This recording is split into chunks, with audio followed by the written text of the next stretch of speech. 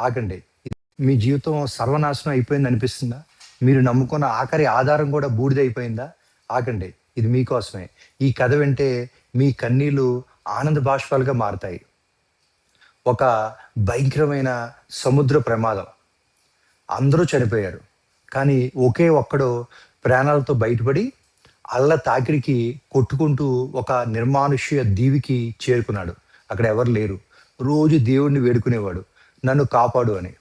ఎవరైనా వస్తారేమో అని కళ్ళు కాయలు కాచేలా సముద్రం వైపు చూసేవాడు. ఎవరూ రాలేదు. ఆకలి, ఎండ, వాన తట్టుకోవడానికి చిన్న చిన్న చెక్కలతో ఒక గుడిసె కట్టుకున్నాడు.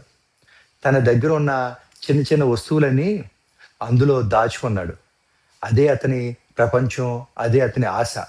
కానీ ఒకరోజు ఆహారం కోసం వెతుక్కుని తిరిగి వచ్చేసరికి షాక్. అతను ఎంతో కష్టపడి కట్టుకున్న గుడిసె తగలబడిపోయింది. ఆకాశమంత ఎత్తున పొగలు వస్తున్నాయి. అతను కుప్పకూలిపోయాడు. దేవుడా! నాకున్న ఆ ఒక్క ఆధారాన్ని కూడా లాగేసుకున్నావా?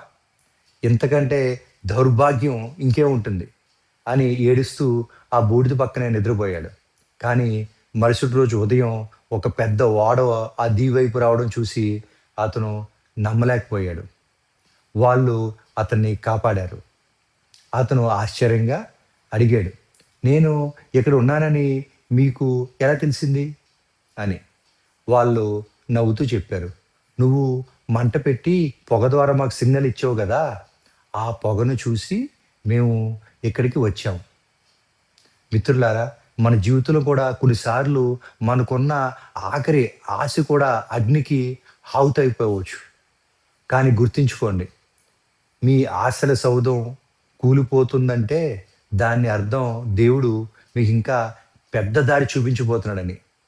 వాన ఎప్పుడు వస్తుందో, ప్రాణం ఎప్పుడు పోతుందో ఎవ్వరికీ తెలీదు.